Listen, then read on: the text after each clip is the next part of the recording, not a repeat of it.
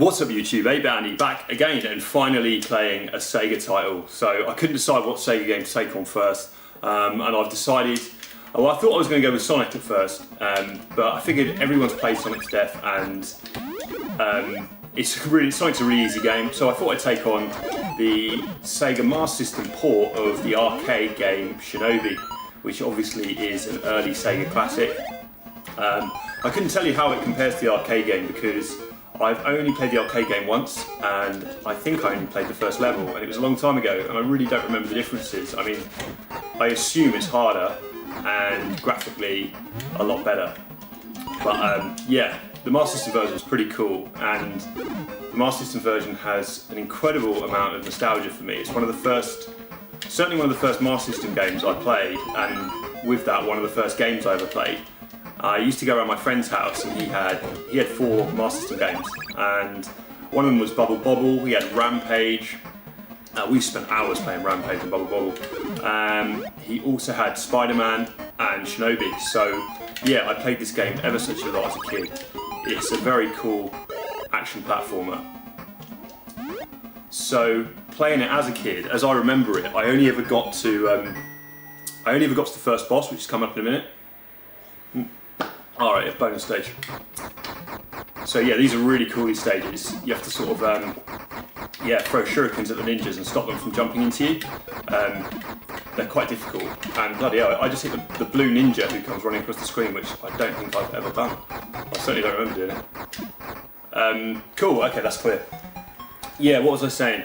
So yeah, when I was little I used to play this game, and I used to always get stuck on the first boss, Ken O. And he's coming up after this next sort of zone, and it's really funny now because playing it now as an adult, Ken O is so easy. I have no idea how I couldn't do it. I suppose I was just too young.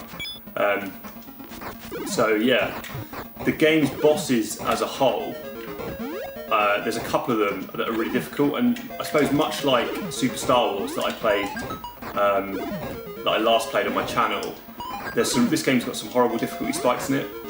It's quite a hard game, and yeah, it's got a couple of issues, but we'll talk about those more later.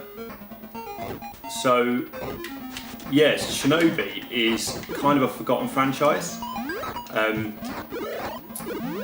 Sega, obviously they're no longer in the hardware game, but it's unforgivable like how they've let so many of their awesome franchises go by the wayside. Games like Golden Axe and Altered Beast, Phantasy Star, and yeah, so many Streets of Rage. You know, they've got such cool franchises that just aren't being used. I know that there was a PS3 Golden Axe game. I didn't play that, and I don't think it was terribly well received. But yeah, overall, Sega have really dropped the ball. All right, here's the first boss anyway that used to kill me all the time when I was little. Yeah, you've got to sort of try and dodge this fire stuff and shoot him at the exact point in the face. It's just about timing your jump right. So yeah, Sega, as I say, dropped the ball a little bit. I think it's a real shame because some of their games could really do with reboots. I mean, imagine a modern day Streets of Rage, that'd be awesome. Alright, so this is level 2. This is called Turtle Bay. And the boss on this level is a right pain in the ass. Definitely one of the difficulty spikes.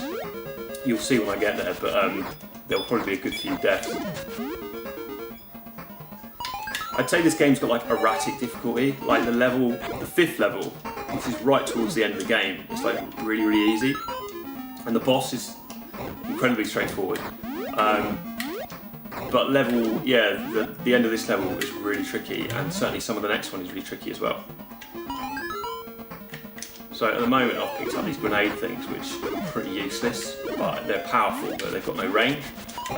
You pick up various weapons as you play the game. Unfortunately, when you die, you don't carry them over. So another bonus stage. I do love a bonus stage in a video game. I love Test Your Might in Mortal Kombat, and I love the ones in Street Fighter 2 with the car. I remember seeing that for the first time in the oh shit. Yeah, I remember seeing that bonus stage for the first time in the arcade and thinking it was brilliant.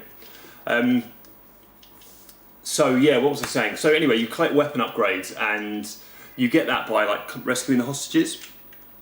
But yeah, it's really frustrating because it will upgrade your life bar and it'll upgrade the weapons that you're carrying. But unfortunately, if you die, which you probably will, yeah, you lose all that.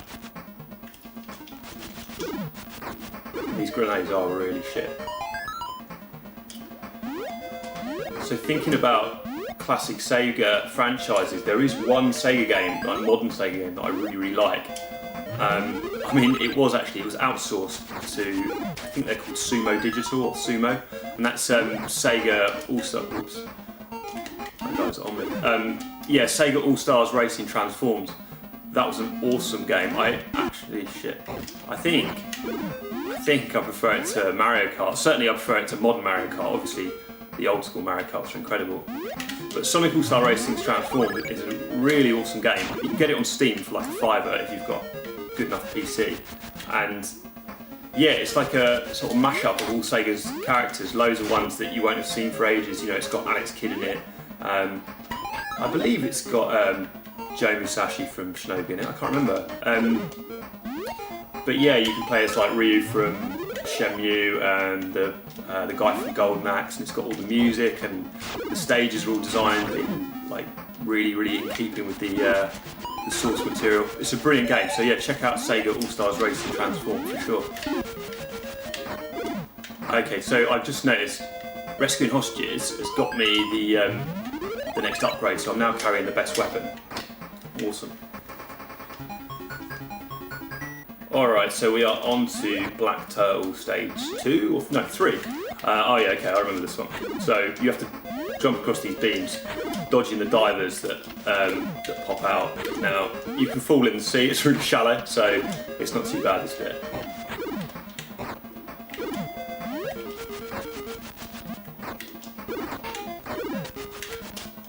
I really love the music in this game. The Master System, it's got a really cool sound chip. I mean, I do prefer the NES sound chip. But back in the day, it was another cool thing that like separated the consoles. They just sounded so different. I mean, and certainly the Mega Drive and the SNES as well sounded vastly different. And whilst I do prefer the NES sound chip, I do love the Master System sound. It's very unique. You can tell a Master System a mile away. Alright, so this is the boss on the Blue Turtle level, and it is a raw pain in the arse. What you've got to deal with is loads of ninjas falling out of this helicopter, and they jump about and they cause a lot of trouble.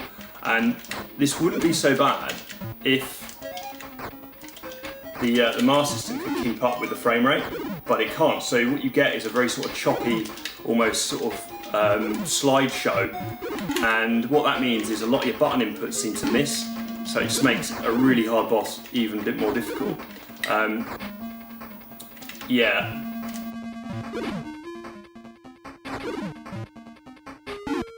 So yeah, it's a real slog, this boss, and you'll be like, you'll be trying to escape constantly. I think the trick is to, I didn't realise he was going to die then, to be honest. Yeah, I think the trick is to try and dodge the ninjas first and foremost. Don't worry about killing them, and then kind of chip away at them as you go. Alright, so this is the first level of Mandala, the next stage. Look, the graphics are awesome on this level. I love the colours. Yeah, so the Shinobi franchise as a whole, so the Master System had, I think it had, I'm just thinking now, counting them, so it had Cyber Shinobi, which I've not played. I think there was a version of Shadow Dancer on it as well, which is a really cool game on the Mega Drive. Of course, it had this one, and there was an Alex Kidd in Shinobi World game, which I don't remember playing, or I think I did play it, but I can't remember the game. So yeah, I don't know if that's any good or not. The Mega Drive, of course, had an awesome version of Shadow Dancer and Shinobi 3, and my favourite Shinobi game, which was the Revenge of Shinobi, which has an amazing soundtrack. So yeah, Revenge of Shinobi on the Mega Drive, that is my favourite Shinobi game. It's the one I got easily the most nostalgia for. We used to play it so much when we were kids.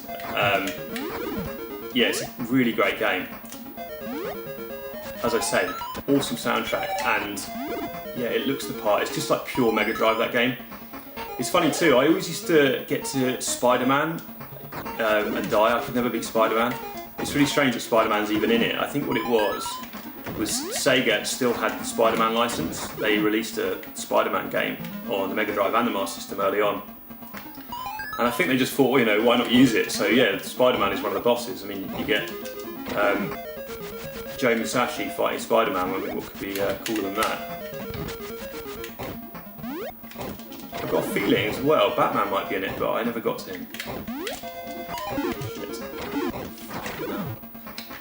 Another thing about Shinobi, it's a really annoying mechanic. You can take a hit and there's no delay over when you can take the next one. Like in a lot of games, you'll flash and you'll have a little brief period of invincibility after taking a hit. There's none of that in this game. If you get hit, you can just be repeatedly walloped. Sorry, I was just using. If you look in the top right of the screen, I've got some magic, and you get that from the bonus stages from completing them. I don't know what it does. I've got no idea. I think you can only use it when one of them's flashing. I've never known. I've never known what they do.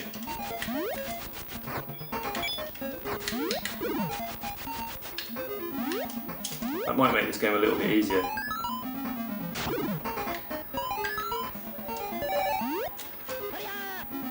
That's right, I'm just testing my magic. Okay, I think I see what that does. It freezes the enemies. Alright, we've learned something anyway. It's not terribly useful because I've only freed one of them, but all good. So yeah, this is the Mandala Boss, and it's kind of a pain. What you've got to do, you've got to get into a rhythm of throwing shurikens. Now, Joe Musashi won't throw shurikens very quickly if you just repeatedly press the button. You've got to kind of get into this rhythm. I try and do this like jump up and down technique to try and chip away at two at once. But I mean, yeah, you have to mix it up really. I don't know if I'm going to make it or not. The trouble is, if you get pushed into the wire behind you, yeah, you die straight away. Alright, we've made it. So the next phase, this like face appears on the wall, and he fires a shot at you. One that goes over your head, and as it goes over your head, if you jump and throw a shuriken, and then jump the other one, he won't hit you at all. Basically, once you've got through the first phase of this boss, it's really easy.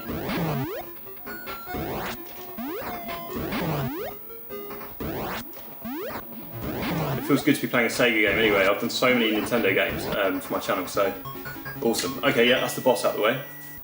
Alright, so this is Lobster Stage 1, and I'm already getting my arse kicked. I don't think these levels are too bad, but I'm making a bit of a hash of it so far. My main memory of the Lobster levels is it's got some really hard jumps on it later on. Not this one particularly, but I think maybe the next one. It's a weird stage as well because the boss himself is so easy. He's like easier than the first boss, which is it's quite a good thing really because it's the calm before the storm. Because the last set of areas, one of them is really hard, and the last boss is really hard as well. So yeah, it's good to have a little break. So your close range weapons in this game, they're really useful and they're really powerful, and certainly for the last boss. Fucking hell, I'm getting myself in a right mess. Yeah, certainly for the last boss, you need to rely on your close range weapons because you basically just can't hit him with shurikens, so you have to get him really close. Alright, so this is the next Lobster stage. Yeah, intricate jumping is the name of the day here. It's not too bad, it's just he can't jump that far, so you have to. These are right at the edge of what he can achieve, and yeah, you have to leave the jump to the last minute basically. But it's not too bad, and you can ignore those blue guys because they just jump off the screen. These other guys, these guys, shit. Yeah, you don't want to ignore them because they just chase you down and try and knock you off the edge. So I was thinking about the Master System. The Master System is one of the most important consoles from my youth. It's one of my earliest gaming memories, or Master System memories. Yeah, so I've really neglected it, collecting wise. Yeah, I've literally got 10 Master System games, no more than that. That last jump's really hard. It's because of the raised platform. I've definitely been neglecting the Master System a little bit. It's such a cool system, so many cool games from my childhood. I I guess it's probably from, I mean, I've been playing so much NES recently that the Master System's sort of fallen by the wayside, but I am going to sort of certainly get into a little bit more Master System collecting this year. I mean, it's good as well because it's much cheaper in the most part. It's really strange actually, I was looking to buy Alex Kidd in Miracle World, which I assume would be like a really cheap game because it was, well, yeah, it was built into a lot of Master Systems, but I suppose the fact that it was built into the Master System 2 is a problem because no one bought the cartridge, which means there's not that many of them out there. Yeah, and it's going for like £40 or something like that, which is, yeah, it's a lot for Alex Kidd. Cool game though. I love Wonder Boy 3 Dragon's Trap as well, that's a good game. That's a lot cheaper.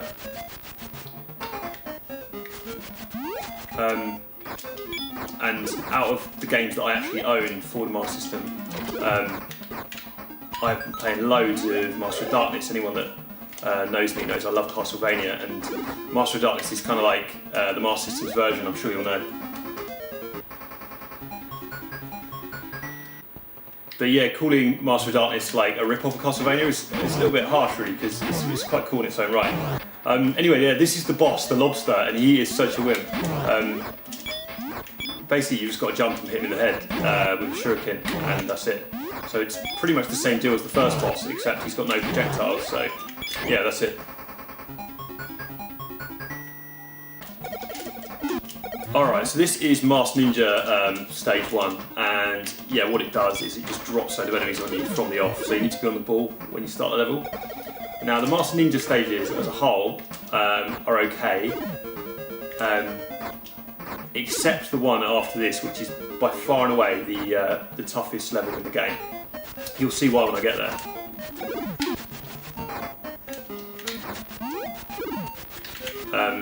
Yeah, it's a real difficulty spike. It takes quite a bit of doing.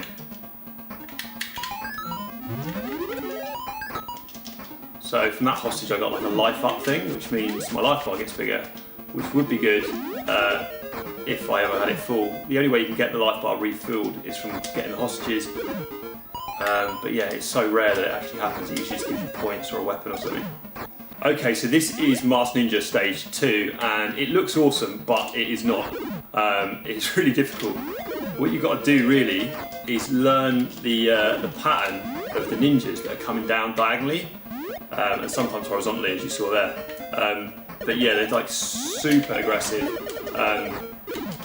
and even if you know the pattern, which I roughly know it, even then you're going to take hits because they're just so fast. Like, I mean, yeah, very small window of opportunity to hit them. I forgot that one. And that one.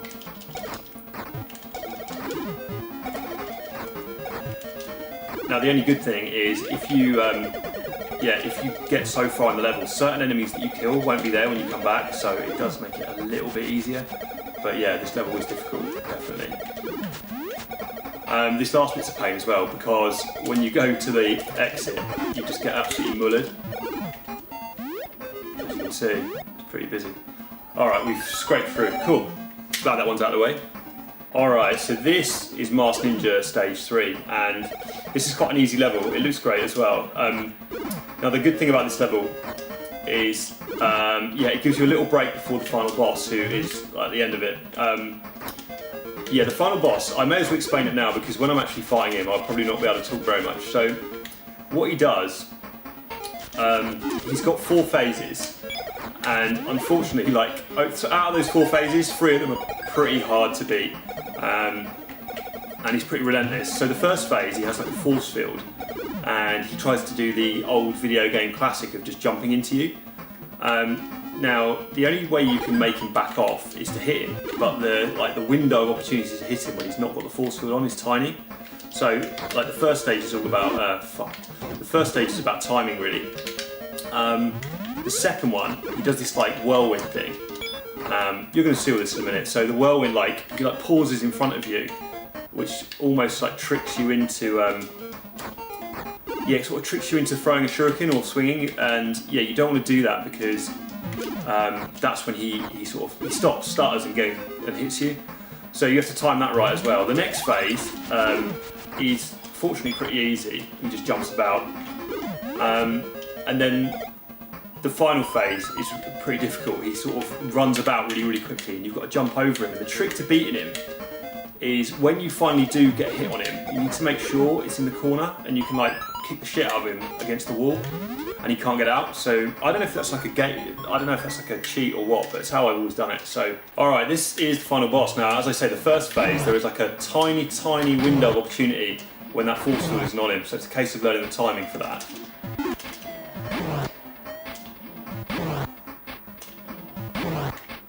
Similarly with the second phase, you've got to kick him at the exact moment when he's about to hit you. This last phase, really what you want to do is get him in the corner, like I've just got him, and kick the shit out of him as much as you can, and yeah, there we go. No life left, one more hit to take, would have been all over. So there we go guys, that is Shinobi finished. You're about to witness what is the worst ending screen in history. There we go, that's it, game over. Really cool to play a Sega game finally for my channel. I hope you guys enjoyed watching it. More to come I think. Please like, comment, subscribe. Take care and I will see you in the next one. Bye bye.